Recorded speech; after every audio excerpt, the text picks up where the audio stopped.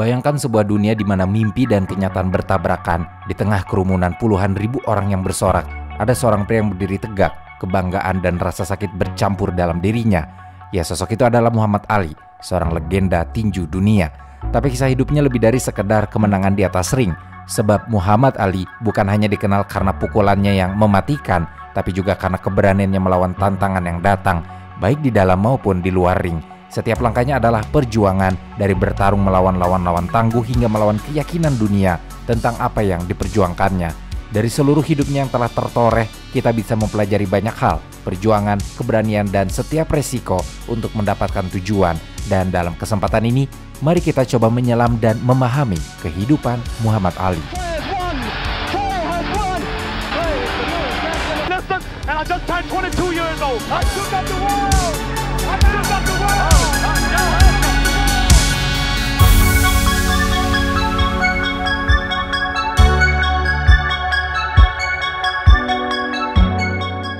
Muhammad Ali yang lahir dengan nama Cassius Marcellus Clay Jr.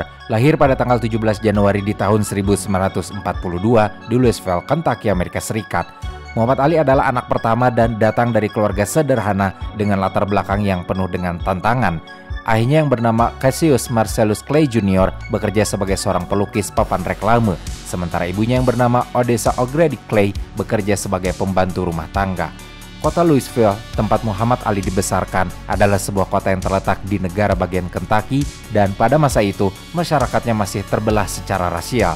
Di Louisville itu, keluarga Clay tinggal di sebuah lingkungan yang cukup sederhana, di mana mereka menghadapi kesulitan hidup sehari-hari.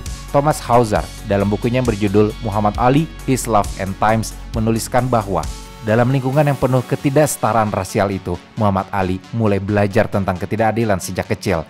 Selain itu, kehidupan sosial yang terpolarisasi dalam lingkungannya itu jugalah yang kelak memberi dampak yang besar dalam perkembangan karakter Muhammad Ali, baik dalam kehidupan pribadi maupun karir tinjunya.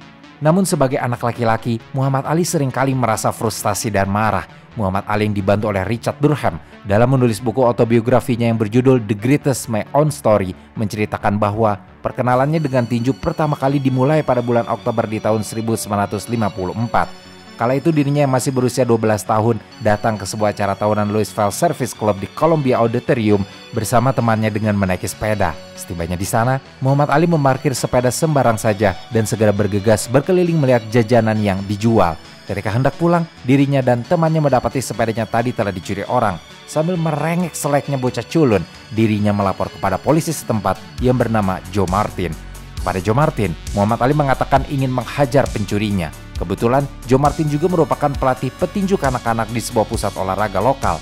Mendengar rengekan Muhammad Ali, Joe Martin menyarankan agar Muhammad Ali belajar tinju terlebih dahulu sebelum menghabisi si pencuri, dan Joe Martin sendiri yang akan melatihnya. Di gym tinju tersebut, Muhammad Ali benar ikut berlatih di bawah bimbingan Joe Martin sang polisi tersebut. Joe adalah sosok yang sabar dan penuh perhatian, yang melihat bakat luar biasa dalam diri Muhammad Ali. Walaupun saat itu dirinya belum memiliki pengalaman bertinju, namun semangat dan kelincahan tubuhnya membuatnya menjadi bintang yang terang di dunia tinju amatir. Muhammad Ali yang memiliki kecerdasan luar biasa dalam membaca gerakan lawan dengan cepat menunjukkan potensinya dan langsung mencuri perhatian pelatih-pelatih di sekitarnya. Pada usianya yang ke-14 tahun, Muhammad Ali memenangkan pertandingan tinju pertama dalam hidupnya. Pertandingan itu membuka jalan bagi karirnya yang luar biasa di dunia tinju. Dalam waktu singkat, Muhammad Ali memenangkan berbagai kejuaraan amatir di tingkat negara bagian dan nasional. Namun meskipun sudah mulai dikenal sebagai petinju berbakat, karakter dan kepribadian Muhammad Ali muda tidak bisa dibilang biasa saja. Jonathan Ike dalam bukunya yang berjudul Ali Alive menggambarkan Muhammad Ali muda sebagai sosok yang sangat percaya diri, bahkan terkadang malah meremehkan lawan-lawannya. Dan hal inilah yang Muhammad Ali bawa ke tingkat profesionalitasnya hingga kemudian menjadi ciri khas identitasnya. Muhammad Ali yang sangat percaya diri dengan bakat tinjunya mulai melontarkan berbagai kata-kata yang penuh percaya diri di depan umum. Namun selain melontarkan kata-kata kesombongan, Muhammad Ali sangat berlatih keras di gym tinjunya, dan dirinya juga mengembangkan mentalitas petarung yang mengesankan. Salah satu contoh dari gaya bicara dan perilaku khasnya adalah ketika dirinya mengatakan, I am the greatest.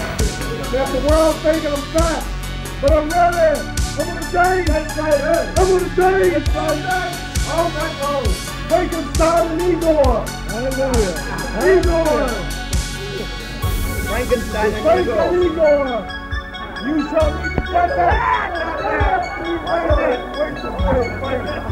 Kata-kata ini bukan hanya sekedar pernyataan, tetapi juga merupakan bagian dari strategi mental untuk menghancurkan kepercayaan diri lawan-lawannya sebelum pertarungan dimulai. Namun meskipun dikenal dengan sikapnya yang percaya diri dan kontroversial, masa muda Muhammad Ali juga dipenuhi dengan kesulitan yang lebih dalam. Muhammad Ali tumbuh besar dalam era segregasi rasial di Amerika, sebuah kondisi yang seringkali memaksa orang kulit hitam untuk menghadapi diskriminasi, baik dalam kehidupan sehari-hari maupun dalam berbagai bidang, termasuk olahraga. Sejak muda Muhammad Ali sudah merasakan ketidakadilan ini yang kemudian membentuk pandangannya tentang dunia dan mendorongnya untuk berjuang tidak hanya di ring tinju, tetapi juga dalam kehidupan sosial dan politik.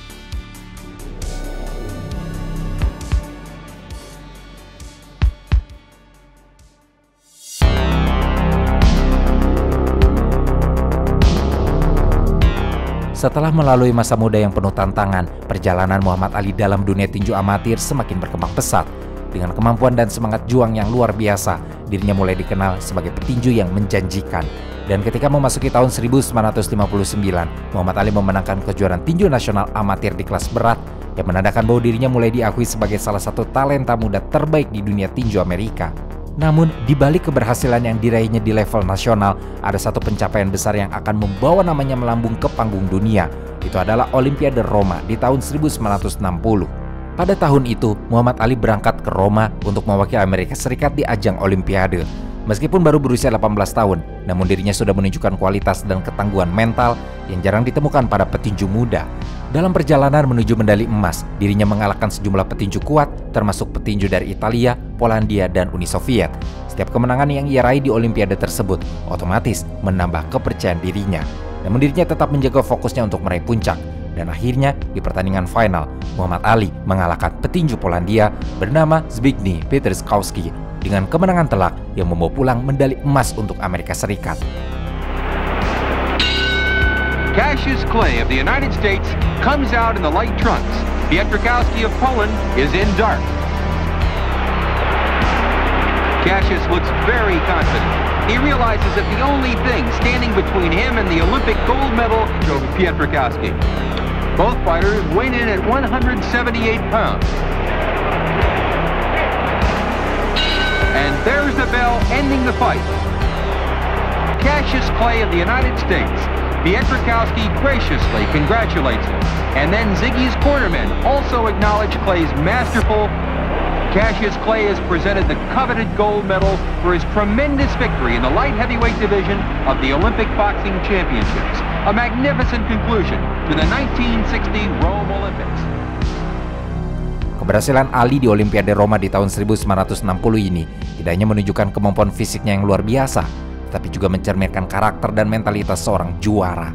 Muhammad Ali setelah dari Olimpiade itu mulai dikenal sebagai seorang petinju yang tidak hanya mengandalkan kekuatan tubuh, tetapi juga taktik dan strategi. Dalam setiap pertarungan, dirinya menunjukkan kemampuan untuk mengendalikan ritme dan emosi. Dua faktor penting inilah yang menentukan hasil akhir sebuah pertandingan tinju. Namun meskipun berhasil membawa pulang medali emas untuk negaranya, Muhammad Ali merasa bahwa prestasi tersebut tidak diakui sepenuhnya di tanah kelahirannya. Ketika kembali ke Louisville, dirinya menghadapi kenyataan pahit. Meskipun Muhammad Ali telah menjadi juara Olimpiade, dirinya tetap dianggap sebagai orang kedua di kota kelahirannya sendiri. Dan itu semua hanya karena dirinya adalah seorang pria kulit hitam. Kecewa dan marah, Muhammad Ali menceritakan dalam buku autobiografinya yang ia tulis sendiri yang berjudul The Soul of a Butterfly, Reflection of Life Journey, bahwa dirinya tidak bisa menerima kenyataan bahwa meskipun telah meraih prestasi gemilang, namun ia tetap tidak dihargai oleh masyarakatnya. Dalam salah satu wawancara yang tercatat dalam buku autobiografinya itu, Muhammad Ali juga mengungkapkan bahwa setelah Olimpiade, dirinya ingin merayakan kemenangannya di sebuah restoran di kota asalnya. Namun dirinya ditolak masuk hanya karena warna kulitnya. Kecewa dengan perlakuan yang dirinya terima, Muhammad Ali mulai memikirkan lebih dalam tentang makna dari perjuangannya di luar ring tinju. Muhammad Ali mulai menyadari bahwa prestasi dalam tinju bukanlah satu-satunya tujuan hidupnya. Sebagai seorang atlet kulit hitam di Amerika Serikat yang masih terjebak dalam ketidakadilan rasial, dirinya merasa bahwa ia perlu melakukan lebih banyak untuk melawan diskriminasi dan memberi suara bagi mereka yang tertindas. Maka mulai dari tahun 1960, meskipun masih sangat muda, Muhammad Ali sudah mulai menunjukkan sikap dan pandangan hidup yang jauh melampaui usianya. Dirinya mulai tertarik pada gerakan hak sipil dan menyadari bahwa dirinya bisa menggunakan ketenarannya untuk menyuarakan perubahan. Muhammad Ali pun mulai menyadari bahwa dirinya bukan hanya seorang petinju, tetapi juga seorang simbol perjuangan. Namun sebelum dirinya bisa mengambil langkah lebih besar dalam perjuangan sosial, Muhammad Ali sadar dirinya harus menapaki dunia tinju profesional. Sebuah dunia yang lebih keras dan penuh dengan tantangan. Keputusannya untuk melanjutkan karir profesionalnya akan segera membawanya ke puncak kejayaan, namun juga ke persimpangan jalan yang akan mengubah hidupnya selamanya.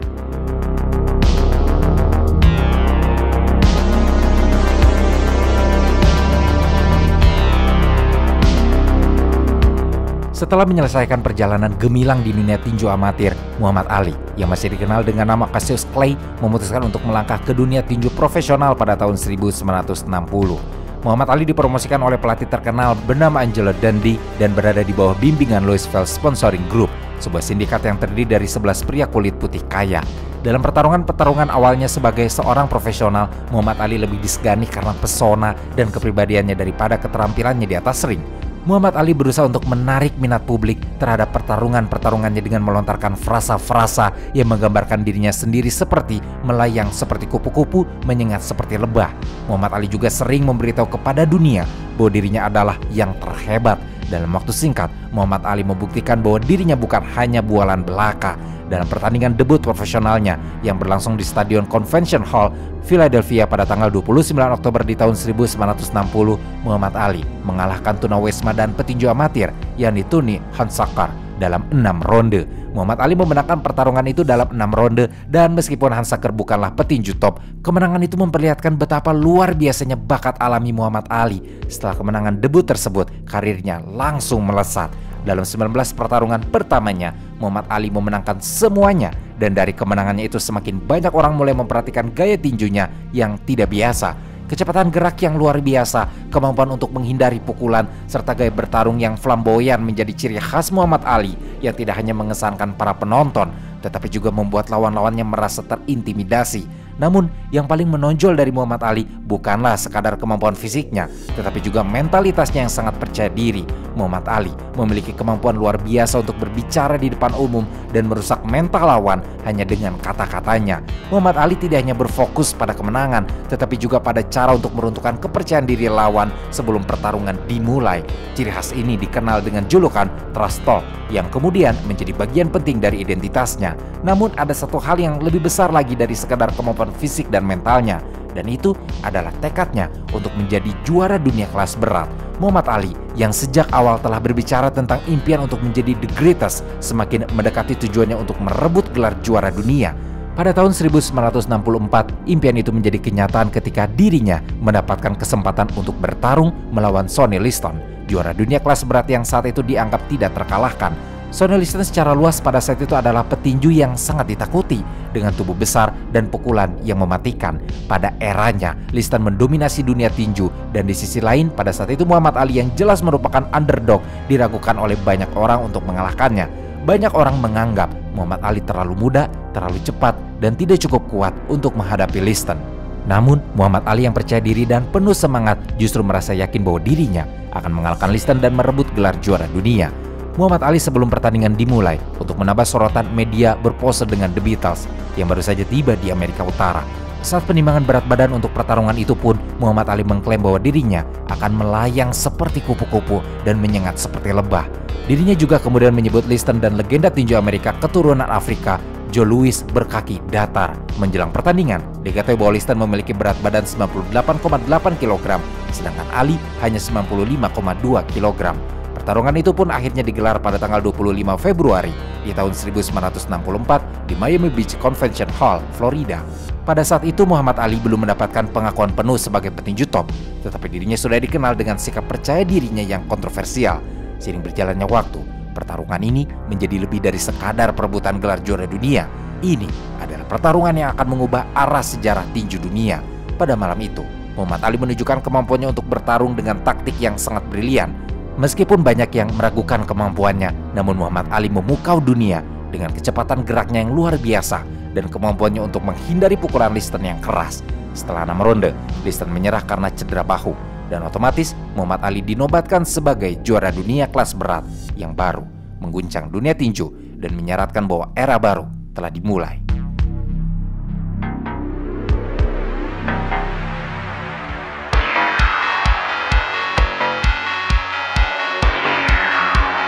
Setelah merebut gelar juara dunia kelas berat, Muhammad Ali tidak hanya dikenal sebagai petinju yang luar biasa, tetapi juga sebagai sosok yang kontroversial.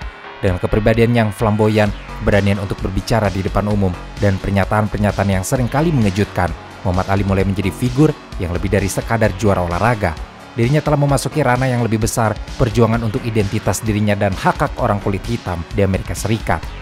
Dan bersamaan dengan statusnya sebagai juara tinju kelas berat dunia itu, dan kekontroversialan setiap ucapannya itu, Muhammad Ali kemudian selalu menjadi sorotan media. Media tidak hanya menyorotnya karena kemenangannya di atas ring, tetapi juga karena pandangannya yang progresif tentang ketidakadilan sosial dan rasial. Salah satu keputusan yang paling mencolok dalam hidup Muhammad Ali terjadi pada tahun 1964, di mana setelah ia mengalahkan Sonny Liston untuk pertama kalinya, 2 hari kemudian Muhammad Ali mengumumkan bahwa dirinya telah memeluk agama Islam dan bergabung dengan Nation of Islam, sebuah gerakan yang dipimpin oleh Elijah Muhammad dan motor gerakan seorang aktivis kulit hitam yang radikal, Malcolm X.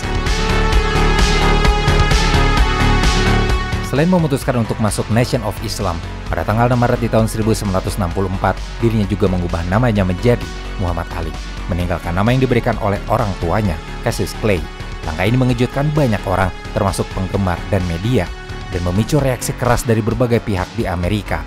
Untuk tambahan informasi, dalam struktur kelas sosial Amerika saat itu, Nation of Islam sebetulnya berada dalam lapisan terendah, minoritasnya minoritas, karena mereka adalah kelompok para muslim berkulit hitam. Namun, sikap ekstrim mereka yang kerap mengutuk kebejatan kaum kulit putih membuat gaung Nation of Islam dengan cepat dikenal khalayak. Dalam apa yang dituliskan oleh Jonathan Haidt dalam salah satu artikelnya yang tayang di Washington Post pada tanggal 26 Oktober di tahun 2017, menuliskan alasan lain mengapa Muhammad Ali masuk Islam. Menurut Haidt, berdasarkan surat dari Belinda Boyd, istri kedua Muhammad Ali, disebutkan bahwa iman Ali mulai bergejolak ketika pada suatu hari ia melihat kolom kartun dalam koran pagi. Kolom tersebut menunjukkan gambar seorang kulit putih tengah memukul budak kulit hitam miliknya dan memaksanya beribadah seperti yang dijalani kebanyakan orang kulit putih. Menariknya, kolom tersebut justru mengunggah nalarnya. Setelah itu bagi Muhammad Ali, keputusan untuk mengubah nama dan memeluk agama Islam adalah cara untuk membebaskan dirinya dari apa yang dirinya lihat sebagai pengaruh negatif dari masyarakat Amerika yang terbelah rasial. Muhammad Ali merasa bahwa dengan menerima identitas baru, dirinya bisa melepaskan diri dari beban masa lalu yang penuh dengan diskriminasi dan eksploitasi. Untuk tambahan informasi, dalam konteks saat itu, jelas apa yang diambil Muhammad Ali adalah langkah yang sangat berani dan penuh resiko. Karena pada masa itu, menjadi seorang muslim kulit hitam di Amerika tidaklah mudah. Namun bagi Muhammad Ali, ini adalah keputusan yang membebaskan dan memberinya kekuatan untuk berbicara tentang ketidakadilan. Memasuki di tahun 1966, Muhammad Ali menghadapi ujian yang jauh lebih besar daripada sekadar pertarungan di ring tinju. Pemerintah Amerika Serikat memperkenalkan wajib militer bagi laki-laki muda untuk ikut serta dalam Perang Vietnam. Muhammad Ali yang sangat menentang perang dan kebijakan luar negeri Amerika pada waktu itu menolak untuk mendaftar. Muhammad Ali setahun kemudian, tepatnya pada tanggal 28 April di tahun 1967, dengan tegas menyatakan bahwa dirinya tidak akan pergi ke Vietnam untuk berperang. Karena dirinya merasa tidak ada alasan moral yang cukup kuat untuk bertarung di negara yang jauh, sementara hak-hak orang kulit hitam di tanah airnya sendiri masih dipertanyakan. Dalam penolakannya terhadap perang Vietnam itu, Muhammad Ali mengungkapkan penolakannya dengan kata-kata yang menggugah. Saya tidak punya masalah dengan Viet Cong. Mereka tidak pernah memanggil saya negro. Mereka tidak pernah menggantung saya. Mereka tidak mengejar saya dengan anjing. Mereka tidak merampok kebangsaan saya. Tidak memperkosa ibu dan membunuh ayah saya. Lalu menembak mereka untuk apa? Bagaimana saya bisa menembak mereka? Orang-orang malang itu, silakan bawa saya ke penjara. Saya tidak akan mempermalukan agama saya, kaum saya, atau diri sendiri dengan menjadi alat untuk memperbudak orang-orang yang berjuang untuk keadilan mereka sendiri, kebebasan, dan kesetaraan. Jika saya berpikir perang akan membawa kebebasan dan kesetaraan untuk 22 juta orang, mereka tidak perlu memanggil saya akan bergabung besok. Saya tidak akan rugi dengan berdiri teguh untuk keyakinan saya akan masuk penjara. Memang kenapa? Kami sudah dipenjara selama 400 tahun.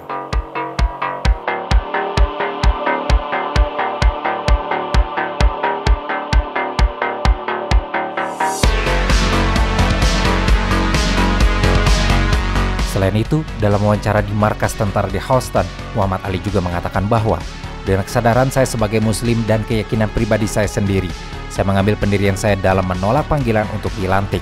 Saya menemukan bahwa sesuai kepercayaan saya tidak dibenarkan menerima panggilan seperti itu. Saya bergantung pada Allah sebagai hakim terakhir dari tindakan-tindakan yang disebabkan oleh hati nurani saya sendiri. Pernyataan tersebut mencerminkan sikap Muhammad Ali yang lebih peduli dengan perjuangan hak-hak sipil dan keadilan rasial di Amerika Serikat daripada keterlibatan dalam perang luar negeri yang ia lihat sebagai tidak adil dan tidak bermakna. Namun penolakan Ali yang memutuskan untuk tidak ikut berperang bukan tanpa risiko. Hal ini langsung berdampak besar pada karir tinjunya. Dan lebih daripada itu, penolakan Ali ikut berperang juga menciptakan ketegangan yang besar antara dirinya dan pemerintah, serta masyarakat Amerika pada umumnya. Puncak risiko yang diterima Muhammad Ali atas penolakannya adalah dicabutnya gelar juaranya dan dirinya dilarang bertarung oleh setiap komisi atletik di negara bagian di Amerika Serikat selama 3,5 tahun. Banyak yang menganggapnya sebagai pengkhianat dan seorang yang tidak patriotik. Namun Muhammad Ali tetap teguh pada keyakinannya, bahkan ketika terpaksa kehilangan penghasilan besar. Selain itu, Muhammad Ali di usianya yang baru 25 tahun akhirnya didakwa secara pidana dan pada tanggal 20 Juni di tahun 1967 Muhammad Ali dibawa ke pengadilan Houston dan oleh Hakim Joe Ingraham Muhammad Ali dijatuhi hukuman 5 tahun penjara dan denda $10.000 Amerika karena menolak wajib militer ke dalam angkatan bersenjata Amerika. Meskipun dirinya tidak pernah dipenjara karena keputusan tersebut akhirnya dibatalkan oleh Mahkamah Agung pada tanggal 28 Juni di tahun 1971 dengan alasan prosedural yang sempit. Namun masa-masa itu menjadi ujian berat bagi Muhammad Ali, baik sebagai petinju maupun sebagai pribadi. Banyak orang mengkritiknya, namun ada juga yang mendukungnya, terutama di kalangan aktivis hak sipil dan masyarakat kulit hitam yang melihat Muhammad Ali sebagai pahlawan yang berani menentang sistem yang menindas mereka. Selama tidak aktif berlaga di atas ring, Muhammad Ali memperoleh dukungan seiring tumbuhnya berbagai penolakan terhadap invasi Amerika ke Vietnam. Muhammad Ali pun sering diundang menjadi pembicara di berbagai wilayah Amerika Serikat untuk mengkritik invasi tersebut. Pada tanggal 3 Januari di tahun 1972, Muhammad Ali pun akhirnya berkesempatan menunaikan haji ke Tanah Suci. Melalui majalah Tempo edisi bulan Agustus tahun 1992 yang membahas Muhammad Ali, di sana dituliskan bahwa saat Muhammad Ali masuk Islam, dirinya bisa merasakan kebebasan. Islam disebutnya mampu menghubungkannya dengan saudara Islam di seluruh dunia. Dalam Islam, Muhammad Ali merasakan kebaikan dan kebebasan. Dirinya belum pernah melihat begitu banyak cinta, saling berpelukan dan cium tangan antar mereka, salat 5 waktu dalam sehari, wanita memakai pakaian panjang, cara mereka makan. Kau juga bisa pergi ke negara manapun dengan menyapa salam. Kau bisa punya saudara. Muhammad Ali memilih Islam karena itu bisa menghubungkanku. Agama Islam membuatnya terhubung dengan Saudi Arabia, Pakistan, Maroko, Syria. Muhammad Ali pun merasa dirinya bisa tinggal di istana-istana pemimpin muslim dunia karena dirinya seorang muslim. Masyarakat juga menyambut Muhammad Ali layaknya seorang saudara. Oleh karena itu, dirinya memilih agama Islam. Namun, kendati keras dalam mempertahankan prinsipnya, tidak pernah sekalipun Muhammad Ali menjadi seorang muslim ekstremis yang memusuhi agama lain, terutama sejak ia mulai berguru kepada putra sekaligus penerus Elijah, Wallace Muhammad. Berbeda dengan Elijah, Wallace mengajarkan Islam yang lebih moderat, menyatakan bahwa orang kulit putih tidak selamanya dipandang sebagai iblis. Lewat Wallace, pemikiran Ali tentang Islam pun perlahan berubah menjadi inklusif dibanding Nation of Islam yang tetap eksklusif. Muhammad Ali juga tercatat sempat pula mendalami sufisme berdasarkan pengakuan dari putrinya, Hana Yasmin Ali, yang juga ikut andil dalam buku autobiografi Muhammad Ali yang berjudul The Soul of a Butterfly. Dalam wawancara yang dilansir BeliefNet.com yang pada tahun 2005 yang ditunjuk oleh Tirto.id dalam pemberitaannya tentang Muhammad Ali, di sana tertulis bahwa Hana menyebut Muhammad Ali mulai tertarik kepada sufisme setelah membaca buku Inayat Khan dan secara perlahan itu mengubah kepribadiannya dari yang dulu amat religius kini lebih mementingkan sisi spiritual keimanan.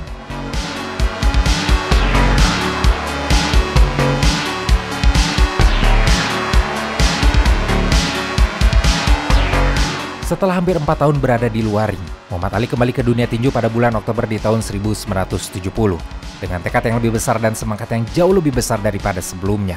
Pada saat itu dunia tinju memang tengah menunggu comeback-nya Muhammad Ali, dan Muhammad Ali yang sudah kehilangan gelar juara dunia kelas beratnya karena keputusan penolakan terhadap wajib militer kini harus berjuang untuk merebut kembali status yang dulu dirinya miliki. Kembalinya Muhammad Ali ke ring tinju tidak hanya mengembalikan dirinya ke puncak olahraga, tetapi juga menandakan babak baru dalam perjalanan hidupnya. Muhammad Ali menang dalam 2 pertarungan comeback pertamanya melawan Jerry Quarry dan Oscar Bonavena. Muhammad Ali!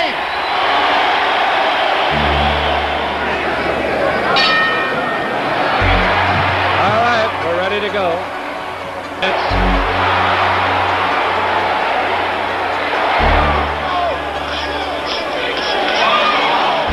Bleeding profusely. Once again, he's upset about it.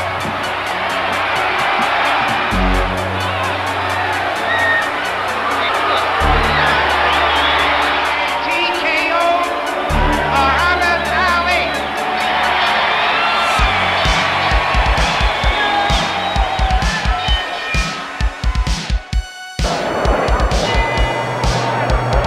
Start of round one. Bonavena. Good combination. But always Ali was in command in that fight.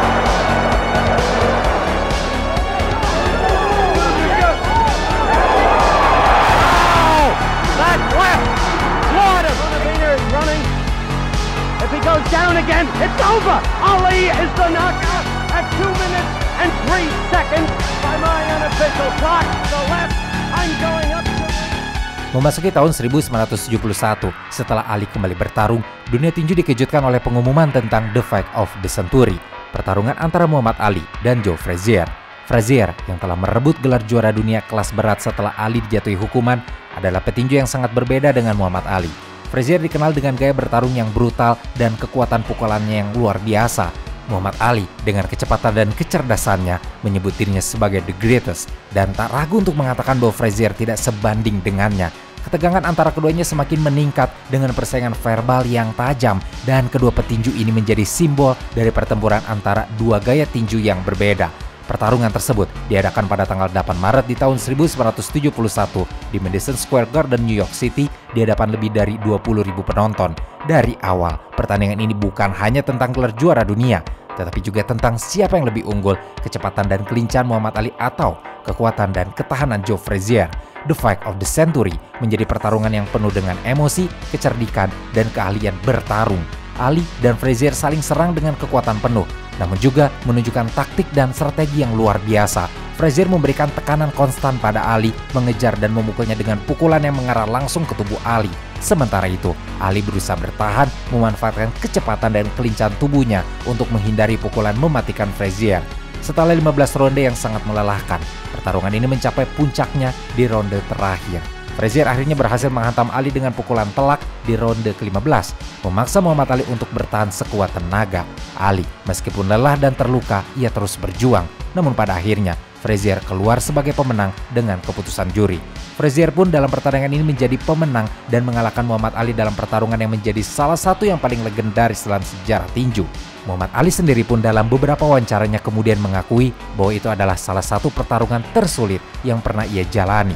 Kekalahannya itu jelas menghancurkan Muhammad Ali, tetapi itu tidak pernah menghentikan semangat juangnya. Muhammad Ali yang dikenal dengan julukan The Greatest tidak hanya berjuang untuk memenangkan gelar, tetapi juga untuk menunjukkan ketangguhannya dan menegaskan bahwa dirinya adalah simbol keberanian dan kekuatan mental. Kekalahan ini justru menjadi motivasi baru bagi Muhammad Ali untuk kembali bangkit dan membuktikan bahwa dirinya masih layak untuk berada di puncak dunia tinju. Dan untuk itu Muhammad Ali menghabiskan waktu bertahun-tahun berlatih dan berjuang untuk mendapatkan kesempatan kedua.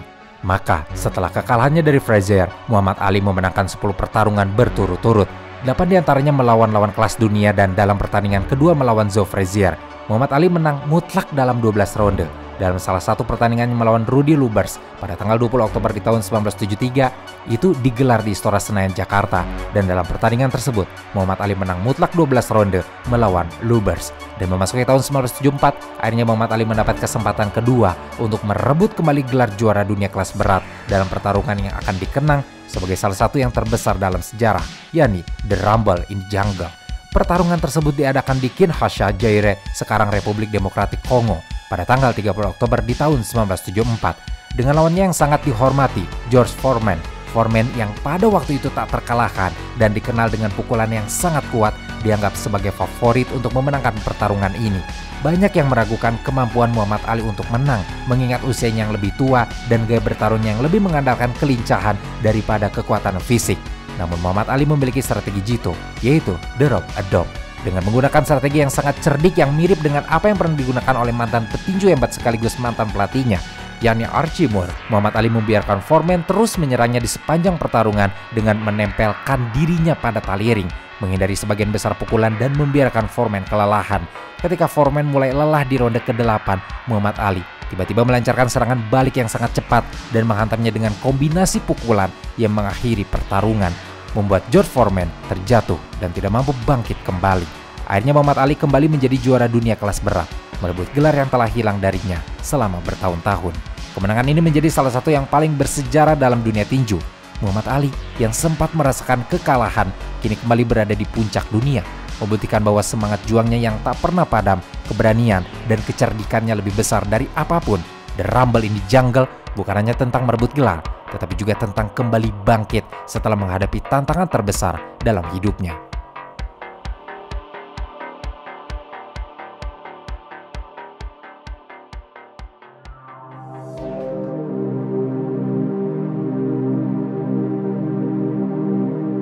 Setelah lebih dari 2 dekade menjadi pusat perhatian dunia tinju, Muhammad Ali akhirnya memutuskan untuk pensiun dari olahraga yang telah mengubah hidupnya.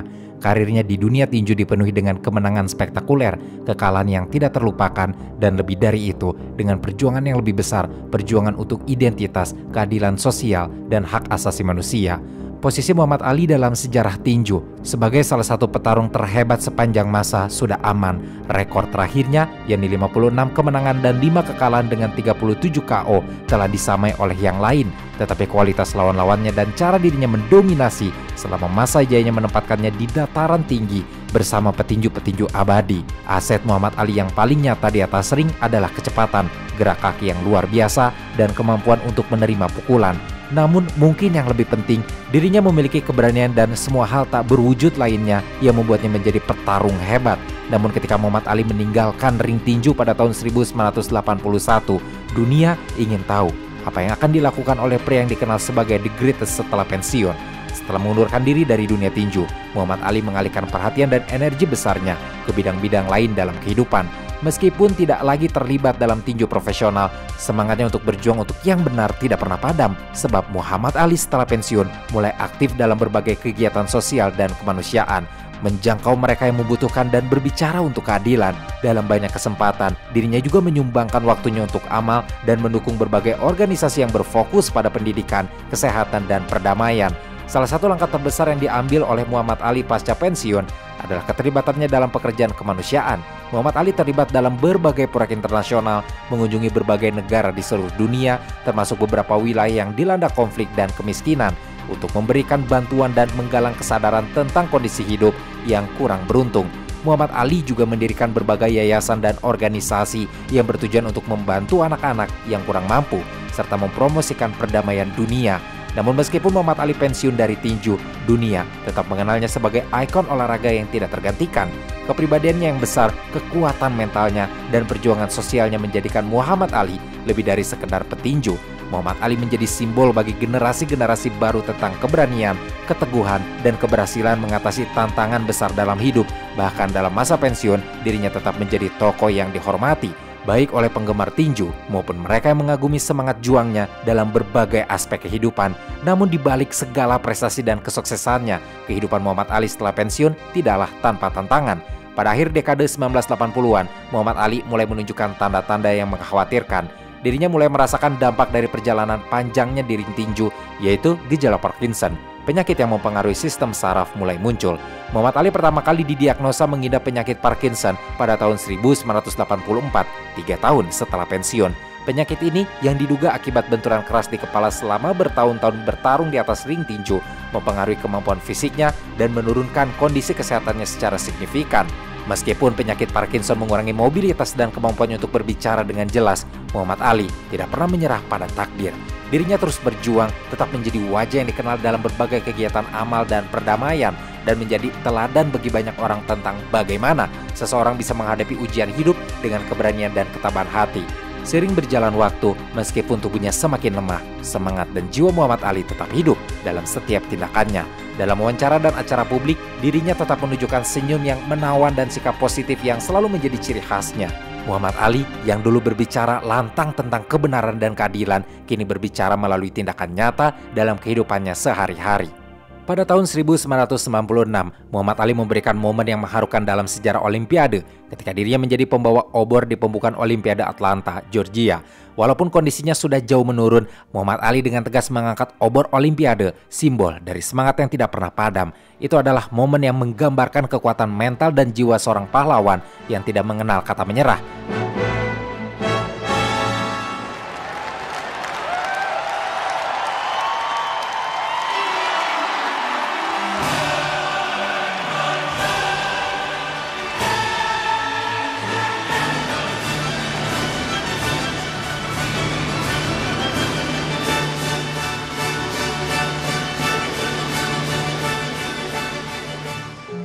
Ketika akhirnya Ali menghembuskan nafas terakhirnya pada tanggal 3 Juni di tahun 2016, dunia kehilangan salah satu tokoh paling ikonik dalam sejarah. Meskipun Muhammad Ali telah meninggalkan kita, warisannya tetap hidup. Dari perjuangannya melawan ketidakadilan, keberanian untuk menentang sistem yang ada, hingga semangatnya dalam menjalani hidup dengan penuh dedikasi, Muhammad Ali tetap dikenang sebagai the greatest. Setelah kepergiannya, berbagai penghormatan kepada Muhammad Ali terus mengalir dari seluruh penjuru dunia. Beberapa kota besar di Amerika Serikat menggelar upacara peringatan untuk menghormati warisannya. Dan banyak pemimpin dunia, dari mantan Presiden Amerika seperti Bill Clinton hingga tokoh-tokoh internasional, menyampaikan penghargaan mendalam atas pengaruhnya dalam berbagai aspek kehidupan. Muhammad Ali bukan hanya dikenal di kalangan penggemar tinju, tetapi juga di kalangan mereka yang peduli dengan perdamaian, keadilan sosial, dan kemanusiaan. Peringatan terhadap Muhammad Ali tidak hanya terbatas pada kata-kata, tetapi juga dalam bentuk-bentuk pengakuan permanen terhadap pengaruhnya. Patung-patungnya didirikan di berbagai tempat, termasuk di kota Louisville, tempat kelahirannya, dan di kota-kota besar di seluruh dunia. Muhammad Ali kini dipandang sebagai simbol kebebasan, semangat juang, dan integritas.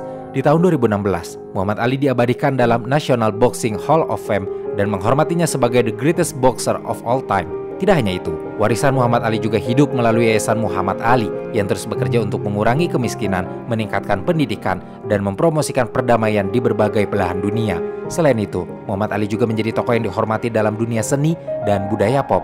Banyak film, buku, dan dokumenter yang telah mengabadikan kisah hidupnya dan menggali lebih dalam tentang kontribusinya pada olahraga dan perjuangan sosial. Dokumenter seperti When We Were Kings yang memenangkan penghargaan Academy Awards mengisahkan pertarungan legendarisnya melawan George Foreman di The Rumble in the Jungle. Sementara biografi film Ali yang dibintangi oleh Will Smith juga menunjukkan betapa dalam pengaruh Muhammad Ali terhadap dunia. Lebih dari sekedar seorang tokoh olahraga, Muhammad Ali adalah seorang simbol kemanusiaan. Kisah hidupnya mengajarkan kita tentang pentingnya menjaga prinsip, berbicara untuk yang tertindas, dan tidak pernah menyerah meskipun tantangan datang bertubi-tubi.